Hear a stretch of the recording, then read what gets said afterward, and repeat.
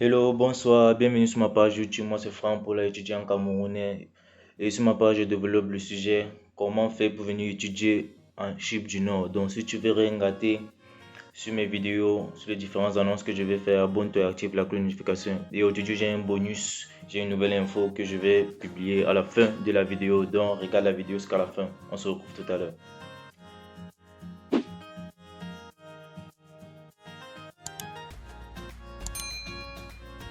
Nous sommes de retour. Aujourd'hui, on va développer sur le sujet comment choisir son pays d'études. Parce que beaucoup de personnes me posent cette question-là. Comment faire pour choisir mon pays d'études? Quels sont les critères que je dois regarder? Bon, là, je vais vous donner les 5 critères à regarder et à vérifier en fait. À vérifier avant de se lancer dans un pays pour étudier. Le premier critère, c'est quoi? C'est la monnaie. Quand je parle de la monnaie, ne regardez pas seulement dans le côté positif que la monnaie du pays là n'a pas de valeur, la monnaie est petite, etc. Non, regardez aussi le côté négatif. Par exemple, je peux prendre avec cette période, la période de la pandémie de la COVID-19. Présentement, tout le monde, alors on peut dire quoi? Tout le monde est confiné, oui, tout le monde est confiné et on ne peut pas travailler et tout et tout. La famille est obligée de te porter secours pour te permettre de payer ton loyer, subvenir à tes besoins, etc.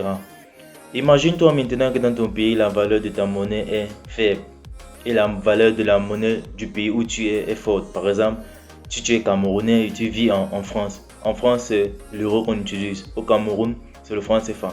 Quand la famille camerounaise t'envoie le franc CFA, tu convertis en euros, ça ne donne pratiquement rien. Donc c'est dans ce sens que moi j'essaie un peu de faire comprendre à mes frères et sœurs, de regarder aussi la valeur de la monnaie dans le sens négatif, pas juste dans le sens positif. Donc, aller dans un pays où il n'y a pas trop une différence de valeur entre vos deux monnaies, donc entre la monnaie du pays où tu vas et la monnaie du pays d'où tu viens. Donc c'est ça en fait.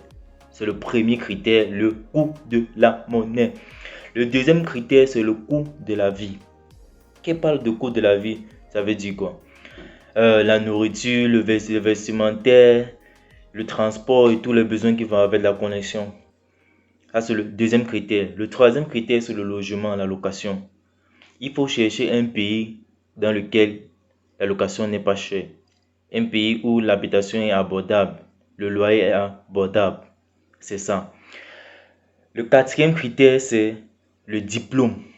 Trouver un pays où le diplôme a une valeur, désolé, où le diplôme a une valeur, où le diplôme est reconnu à l'international, où après les études, avec ce diplôme, tu peux travailler dans ton pays d'études où tu as étudié, ou tu peux facilement migrer dans un autre pays pour étudier avec pour travailler avec ton diplôme. Désolé, pour travailler avec ton diplôme. Donc, c'est ça en fait. C'est essentiel en fait. C'est ça, c'est essentiel.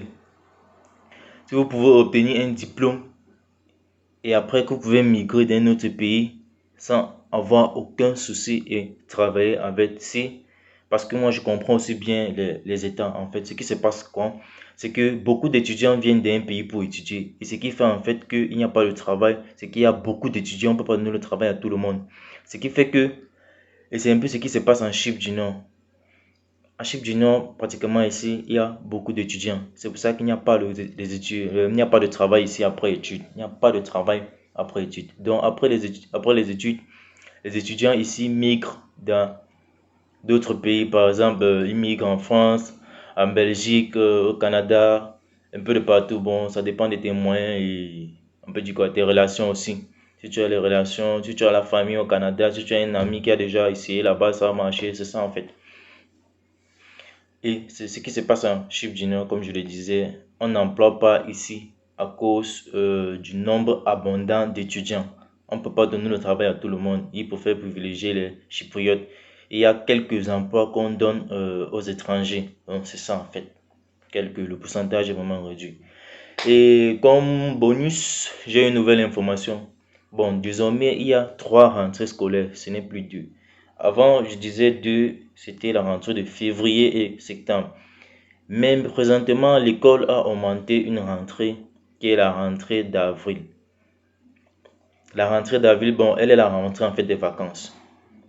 Donc la rentrée des vacances, c'est un semestre. La rentrée des vacances, c'est avril, La rentrée commence en avril, oui, c'est avril.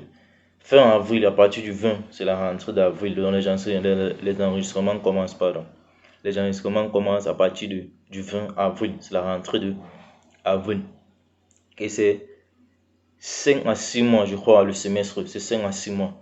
Donc, c'était la nouvelle que j'avais à vous donner aujourd'hui. Il y a 3 rentrées scolaires désormais. La rentrée de septembre, février et d'avril. Ceux qui veulent faire partie de la rentrée d'avril, vous savez ce qu'il vous reste à faire. Juste écrivez-moi sur mon numéro que je vais mettre en bas de la vidéo. Et je vais voir comment je pourrais vous aider dans vos différentes démarches. Et à nous revoir dans un nouveau sujet. Si vous voulez que je discute à propos d'un thème, juste commenter dans la vidéo, je me ferai ce plaisir de vous aider. Et on se retrouve plus tard. Ciao.